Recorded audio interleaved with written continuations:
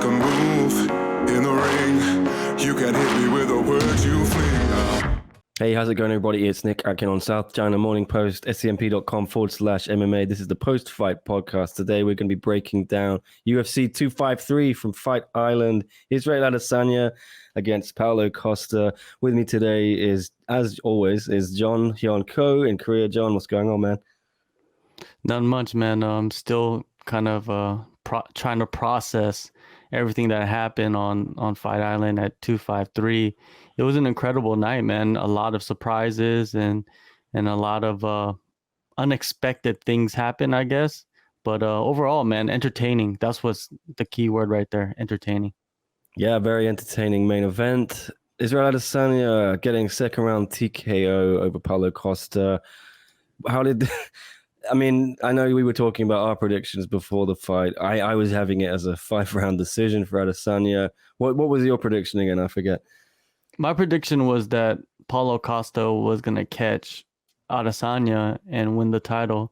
But, like the way that Adesanya won, it's no surprise to most people. The reason why I said Paulo Costa was going to go in there and catch Adesanya is because that was one of the possibilities of this fight. And I was just like, maybe it could happen, let's try to, make a different prediction, other than the one that everybody else was saying that Adesanya was going to put on a clinic. And that's what he did. He did exactly what most people broke down the fight.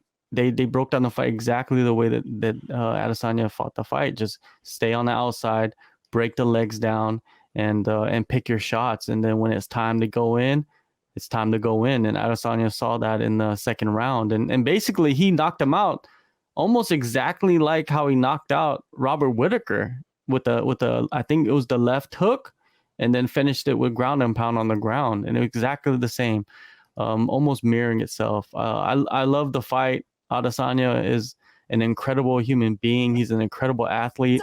He is like a once in a lifetime fighter that we're watching right now. I'm not a big hype train guy, but if you're not on the Adesanya hype train right now, I don't know what kind of hype train you can be on, right? It's just, he's insane, man. Like, the people are saying that he couldn't even knock out Costa. Costa's chin was, too hard. You know what I mean? He's gonna be too hard to knock out. And he did exactly what a lot of the doubters said he wasn't able to do, and he went in there and finished him second round. Incredible, man. It's hard to say like who would be somebody that's up to his level, because I thought Costa was his biggest challenge in this division, next to Yoel Romero, and he beat both those guys back to back and pretty convincingly. The Yoel Romero fight, if actually Yoel fought Adesanya with pressure, I think Adesanya would have probably knocked him out too. Kind of the same way. Those guys over there at City Kickboxing, man, those coaches, and then they just have this special athlete that listens to him and breaks down fights and perfectly executes everything that needs to be executed. Man, it's just tough. And all those people that talk about, Adesanya hasn't faced a complete wrestler, and if he faces a wrestler, man, come on, you can't say that, because Adesanya trains wrestling all the time, and he just doesn't have to use it. And he has great takedown defense. I think his takedown defense is like 87% or something like that, which is pretty incredible through 20 fights. There's guys that I know that have trained down there, wrestlers, guys that wrestle, and they tell me all the same thing. He just has the unique frame and mind that he's able to pick up things so quickly, and then his body frame is the hardest to wrestle. He's long and lanky, which is hard as a wrestler to kind of control. But yeah, like, man, just incredible night. Adesanya, we're going to be talking about him in the next year moving up to 205, because he's going to probably end up beating 2 or 3 more guys in this division, and then he has nowhere to go. And unless he decides, no, I'm not going to go up and I'm just going to continue fighting middleweights, then he'll just do what Mighty Mouse did and defend the title like 20 times in a row. And I'm all for that too. If you want to be dominant in your division, if you want to control your division and hold that belt as long as possible, who has the right to say that you shouldn't do that? Like, there's thousands of fighters out there that don't even get into the UFC. And even if they get into the UFC, how many of them percentage-wise actually fights for a title? And how many of them percentage-wise actually wins the title and gets to that point? And if you get to that point, you should be able to do whatever the fuck you want, or sorry, whatever you want to do, because you know that you're the champion, you know, and if you're taking on all the challengers and beating them, you should be able to just take on as many challengers as you want because you're the king. And that's what Adesanya is right now. He's the king. And yeah, man, I'm so happy to just be able to witness these types of moments. You know, it's pretty insane. And there was no crowd, which is like, man, I wish the crowds were back now. Don't you wish that, Nick? Yeah, you're right. It was something special. I feel it was a very historic moment. And I think what I most enjoyed, it was so entertaining. Just, I was sitting on my sofa chuckling at all the antics, you know, after the fight and his interview. The guy's just a superstar, isn't he? Yeah, no doubt a superstar.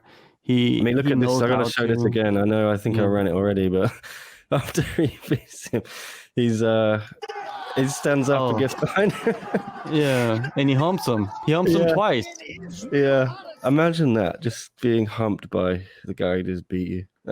That's just, you know, he's a full-blown entertainer, and and man, you get the dancing. And before this fight, it's been a really Booker T. He's gonna be doing movies soon. You know, he's gonna be. He just signed a deal with Puma. Yeah, a lot of money on that. He's a million. He's born entertainer, and I think you're allowed to showboat after the build up to this fight. Here he is running. He's doing. I mean, isn't that the Goku? Sorry. Yeah. The Goku or something. Yeah, I mean, he's the full package, isn't he? He's got the skills and he's got all the comedy and the entertainment, and he's just a superstar. And I think it was warranted because Paulo Costa was, you know, the build up to this one was a bit bitter, wasn't it? You had the white belt incident on the weigh-ins, right? You know, when Costa threw a white belt at him, and where does Costa go from here? I mean, you mentioned Adesanya. He looks like Jared Cannonier is going to be next for him if he gets past Whittaker, and he said he'd be happy to knock out Whittaker for a third time if Whittaker beats Cannonier. But yeah, what if you're Costa? I think I just saw him tweet something saying he's going to build himself back up, you know, but what realistically is the right move for him?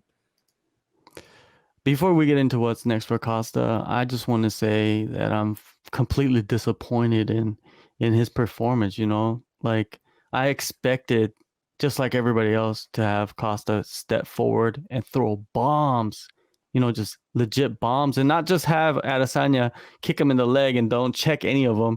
And eventually just that damage took over, right? Where his movement wasn't the same in the second round. Man, it was just disappointing to see that. But like he said, he's going to be back stronger, and very soon I could see that happen. I feel like this loss could be the thing that he needed. You know, like a lot of guys, they need to lose. You know, like back when GSP, he lost to Matt Serra, he needed that to get to that next level. And maybe this is the fight that, you know, Paulo Costa needed to lose to get to that next level where he wasn't having, you know, where he doesn't have all the yes men around him. And now he's going to actually, you know, make the changes that he needs to make. And because, you know, it's so easy for a fighter to continue doing the same exact thing and be comfortable and be in their comfort zone because they're winning all the fights and they're winning dominantly. But once you lose, you know, you get that reality check, and I think that he has that check now, and he's gonna make some changes and come back extremely strong. And the guy's still young. The guy's really intelligent. I didn't even know that he has like some degree in engineering. That's incredible, man. Like really, that's a little tidbit that, you know, most people don't know about Paulo Costa. They just see this big monster striker, knockout artist, you know, and just looks like the Terminator. But yeah, man, he has a mind between those ears, and it seems like he's a smart guy. So I think he's gonna make the right choices and come back. Who does he fight next? Oh man, it's that's a tricky question, because does he fight somebody that's in the top 10, or sorry, in the top 5, or does he fight somebody in the top 15? It's almost like his choice. I would like to see him fight like Jack Hermanson, or because Jack Hermanson got a fight in December versus Darren Till. I think if he beats Darren Till, I think Paulo Costa is the fight to make next with Jack Hermanson. The loser of Cannonier Whitaker will be a good fight to make against Costa, because if Cannonier wins, he goes and fights Adesanya, and if Whitaker wins, he goes and fights Adesanya, and Paulo Costa hasn't fought either of those guys yet, so those are good matchups to make. So I think the next couple of months will really determine who Paulo Costa faces, but I see those three names in my mind: Cannonier, Whitaker, or Jack Hermanson. I was thinking maybe he should, because he always has trouble making weight, doesn't he? Well, not trouble, he does it, but it looks like a heavy cut, doesn't it? I think he's one of the biggest cutters on the roster, something like 15% of his body weight. Yeah, imagine like him move up to light heavyweight and fight Rumble Johnson when he comes back.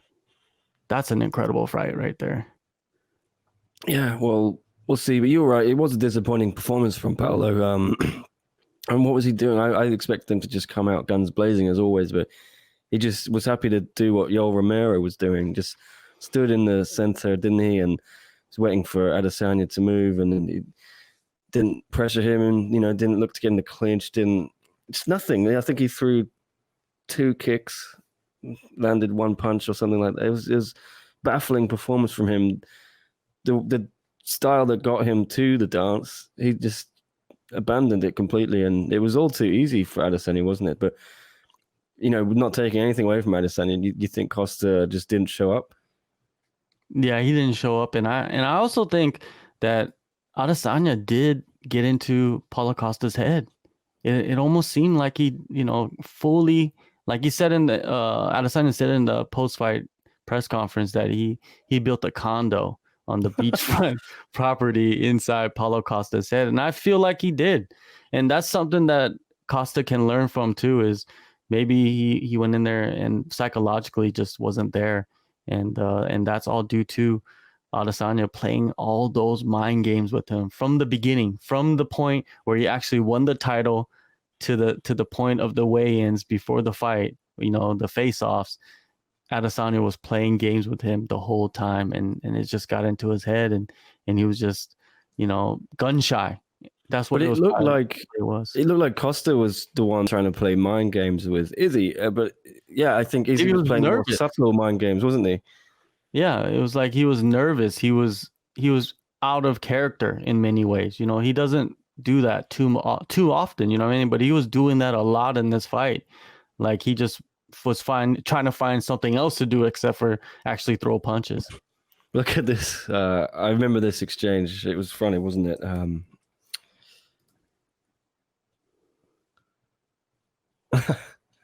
Romero, yeah. It's so funny. But it's true, wasn't it? That's also odd. That is also odd, Nick. Is why did he do that too? Why didn't he just attack? Why do you want to sit there and talk? And what was the point of all that? That's not his style. His style is to just go forward and throw bombs. That's what they wanted. And that was your best chance of winning this fight. You weren't going to get in a technical battle with him. And, you're not going to wrestle with him.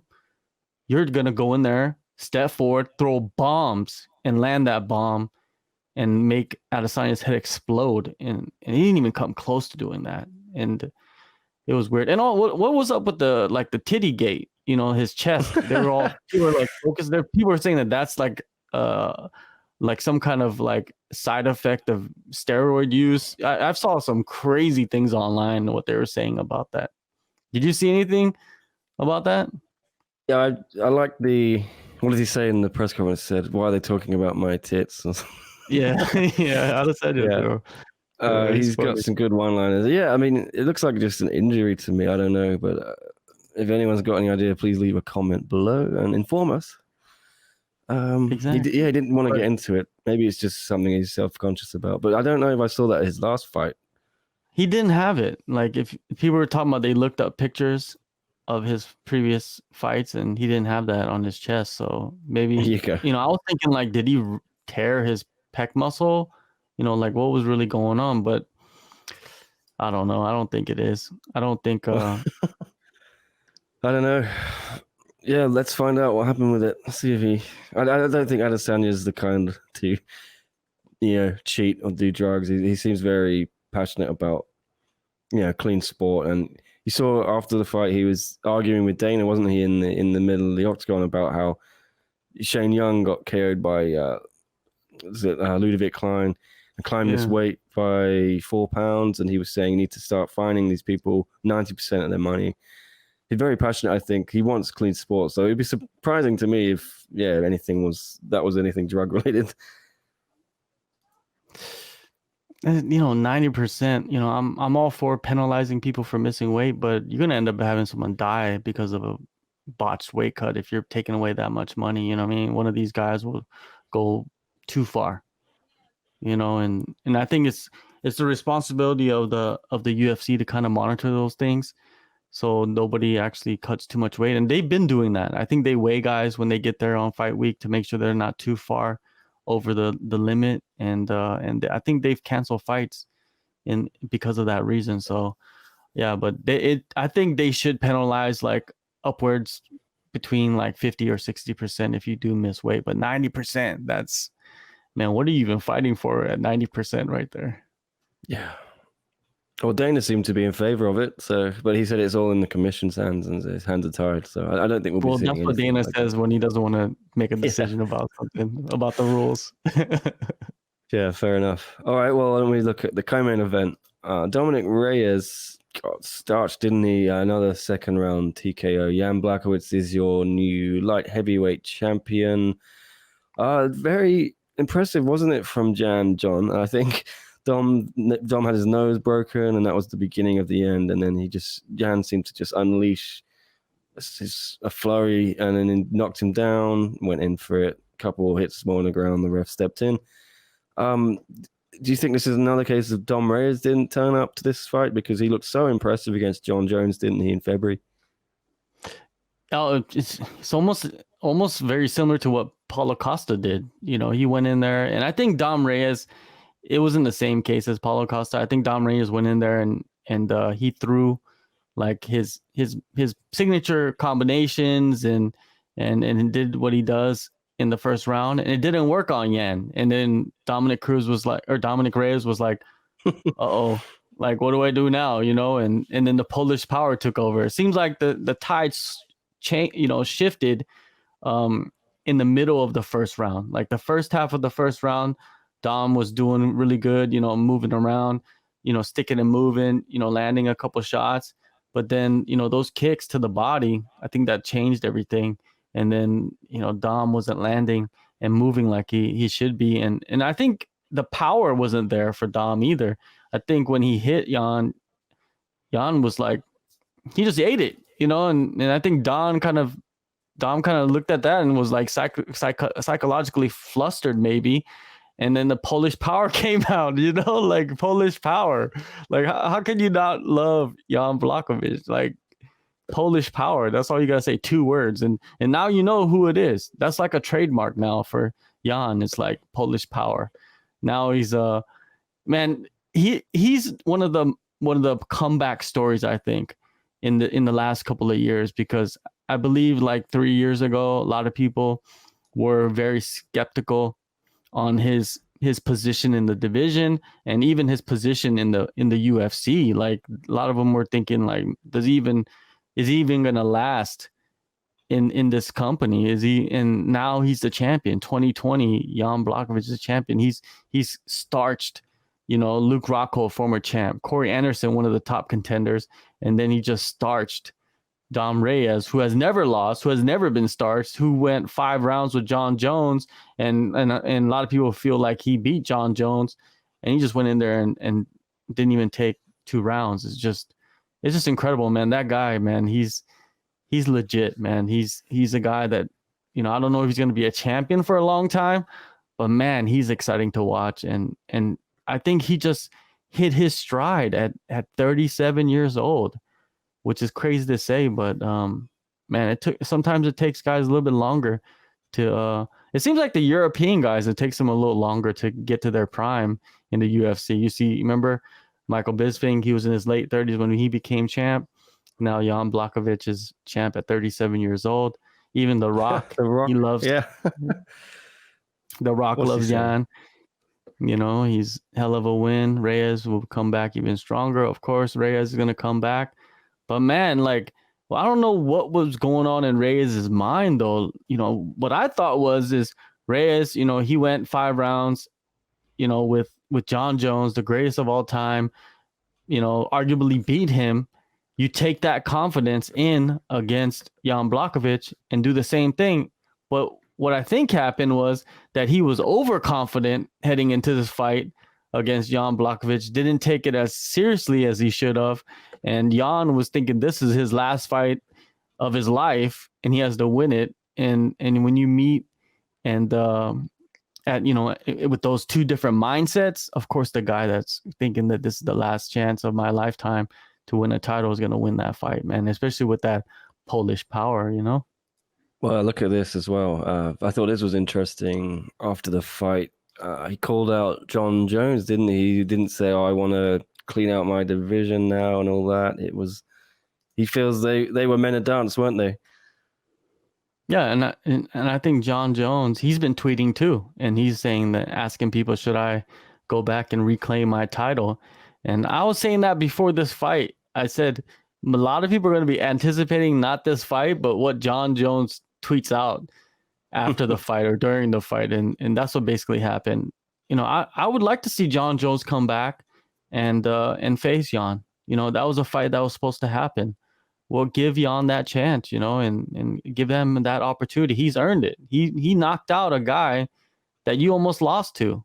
So why not, you know? But I don't think John Jones will come back to light heavyweight. I think he's going to heavyweight, and he's gonna focus on getting bigger, stronger, and getting his body ready for the heavyweight division. But yeah, Jan Blachowicz, man, another European champ. You know that the UFC only has 2 American champions now. Really? All the other champions, men and women. Stipe and Kamaru Usman. And Kamaru Usman is arguably not American, you know? Like, he could be considered Nigerian, but he's American, right? He was like, he's Marty from Nebraska. Come on. Yeah, exactly. He's Marty from Nebraska. But think about it. You know, you got so many champions from all over the world. China, Russia, Brazil, man, Poland. You know, it's just how international this sport has become, to where you see the champions. Because 5 years ago, almost every champion was either Brazilian or American. 10 years ago, almost every champion was basically American, right? So the world is catching up. And that's what's lovely to see, is that the world is catching up to the US in just athletes and champions, you know. It's great, man. It's great. Now we're gonna have to just see more Asian champions. That's all it is. Yeah, definitely. I mean, I've been watching some of the old UFCs from back in the day, and it's just pretty much all Americans, isn't it, on the card, especially all the champions. I'm loving it. It's so international right now. But yeah, this is what John Jones has been saying, talking trash as usual. Yeah, I'd like to see that fight. But I feel like John's going to have to do something first at heavyweight, right, before you do that. So Jan is probably going to take on Thiago or Glover, right, next? Yeah, that's what Dana White was saying in the post-fight, that whoever wins that fight between Thiago and Glover is the next guy in line for the title. And you know, I don't like to root for guys, but man, I'm rooting for Glover to get his chance. One more chance. The guy's 40 years old. He's making his run again. And you don't know how Thiago's going to come back. You know, I mean, he just went through surgery on both knees, and you don't know how recovered he is. You know, who knows what can happen in that fight. But both those guys have knockout power. And one thing that I feel like Glover brings to that matchup that Santos does not have is that submission pedigree. You know what I mean? Like a lot of submissions, you know, in many different positions. So that's going to be an exciting fight. But yeah, that's the fight to make. Jan versus the winner of that, probably beginning of next year. All right. Well, what about This one, Brandon Royval against Kai Kara-France. It was a hell of a fight, wasn't it? I think it won fight of the night. So some commiserations there for Kai. You know, it was a tough loss for him. Second round, guillotine choke. Just great action, wasn't it? But yeah, disappointing result. But it looks like Brandon Royval he's legit, isn't he? Oh yeah, he's definitely legit, man. That guy, he's a handful, man. He's a flyweight. He's super tall. I think he's like 5'10" or 5'11" for a flyweight. That's really tall. Long arms, long legs. Those knees down the middle. He caught Kai with them a couple times, and man, his striking it's awkward. It's kind of like Nick Diaz-ish or Nate Diaz-ish, but with more like elbows and knees and more weapons and more flexibility. Not too boxing based, but yeah, man, he hit Kai. Kai knocked him down with the overhand right. Then he was wobbled from that, and then the guy's crazy. He just threw a spinning back elbow, and then Kai was knocked down with a spinning back elbow, and then those guys got into like a wrestling exchange. That was probably the best 1-round flyweight fight ever.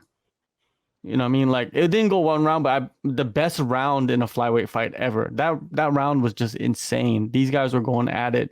And then the second round, I don't know what Kai was thinking when he just decided to go for a takedown and lifted Brandon up. And then, of course, he's going to go for the neck. This guy's a submission wizard. And what did he do? He locked in the guillotine, and Kai couldn't get out. So it was just a mental error. I thought Kai was going to win this fight just off experience and being able to win fights on, you know, standing up and just his, like, you know, on just like on the technical side of striking, he's much better. But man, sometimes being that wild card is the best thing to be. And now he's about a fight or two from the title, Brandon Royval, man. I think they're going to push him. I think they're going to work him in. And man, 2 fights, 2 finishes, 2 performance of the bonuses in a row. What's not to like about, you know, Brandon Royval? Indeed. Well, we can move down the card then, unless you want to add anything on Kai. It was Kellen Vieira, unanimous decision against Sijara Eubanks. So you and Chris both predicted correctly in the preview. Yeah, Vieira. Yeah. It pretty much went the way you guys said it would, wouldn't it?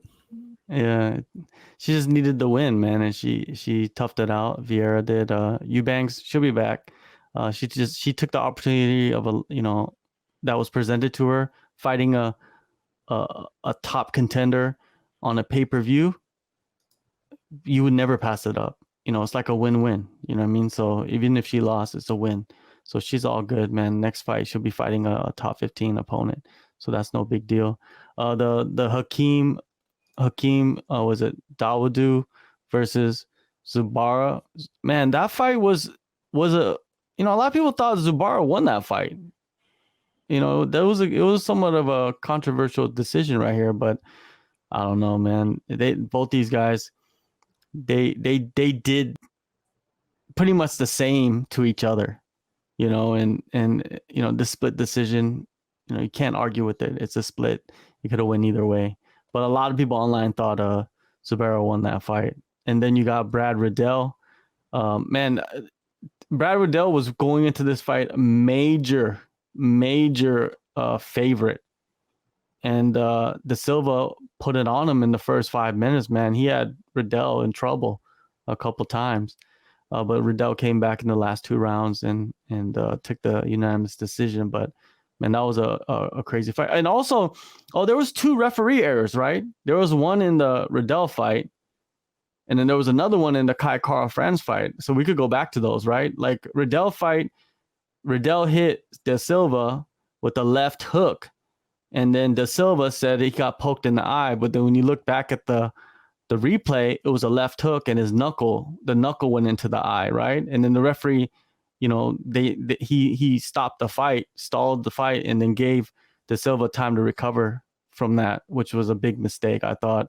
That was a major error by the referee. Eugene Bell was furious, wasn't he? You could hear him screaming about it.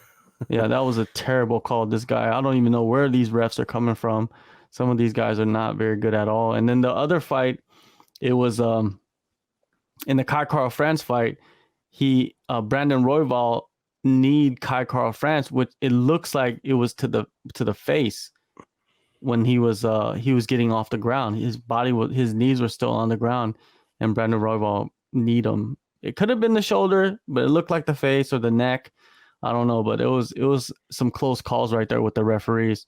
I've never seen some of these referees that they had for this event, and for such a big pay-per-view, I don't know why they would, allow these guys to come in that are not experienced with big fights to referee these matchups. But luckily for them, these fights didn't go all 5 rounds, and they just went to the second round, and it was finished, clearly finished, no controversy. Yeah.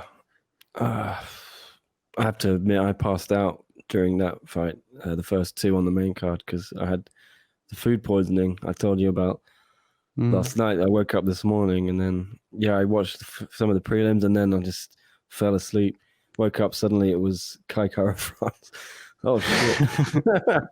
Luckily I didn't miss the 2 title fights. But what about the prelims? I think, the main prelim, that was Jake Matthews, Diego Sanchez, unanimous decision for Jake Matthews. Pretty as one-sided as you can go. And Diego Sanchez just looked a little bit old now, doesn't he? He's done. He's very out of shape. It's the worst we've ever seen him. People are already worried. I think, Conor McGregor calling this guy out, as Dana White said, that's ridiculous. But take nothing away from Jake Matthews, right? He looked good. I don't know, man. He didn't finish, right? He should have gone for the finish. That's what people are saying. It was a dominant performance by Jake Matthews, but for a guy that's been in the UFC for a while and has that type of skill set, it was a dominant win, but it wasn't impressive. Like, I wasn't impressed by that because, all these people are saying like Diego Sanchez is hard to finish. No, he's not. There's guys that finished him before recently. Jake Matthews has that ability. He just didn't do it. But that's why I didn't think that it was such an impressive performance. But Klein getting that knockout in like 1 minute and 16 seconds over Shane Young, that was impressive because Shane Young is tough. Even Volkanovski couldn't knock out Shane Young. Did you know that Shane Young fought Volkanovski in his UFC debut and now they're teammates? I had no idea. Yeah, this was before Volkanovski was training at City Kickboxing. And they had to fight each other on an Australian card. But yeah, Shane Young is extremely tough. And man, he got starched by Klein. That was something that that was impressive. Juan Espino, remember that guy? He was asking us about this fight, and because we didn't really talk about it, and I told him Juan Espino was gonna win by submission or win a decision, and what happened? He won by submission. So whoever asked that question, hopefully you bet on Juan Espino and cashed out or something. But other than that, man, there's nothing really else to talk about on the prelims. That was Shane Young. I guess this is what Israel was upset about, wasn't he? This was the fight. But this was also short notice. Like, this guy hopped in on short notice too. They got to remember that. It's not like he was scheduled to fight him for a long time. He hopped in on short notice, and missing weight is missing weight. It's not something that is frowned upon. You shouldn't do that. But man, that was an incredible knockout. Like, very impressive. Yeah. All right. Well, we'll look forward to it. See you again next weekend, everyone, for Home v Aldana as Fight Island continues. Thanks again, John. And I'm sure we'll be chatting again midweek or something to preview that show and talk any news coming up. But yeah, thanks everyone else for watching as well. We'll see you. Hey guys, Sasha Platnikoff here, letting you know to tune in to SCMP Post Fight for all your weekly martial arts news.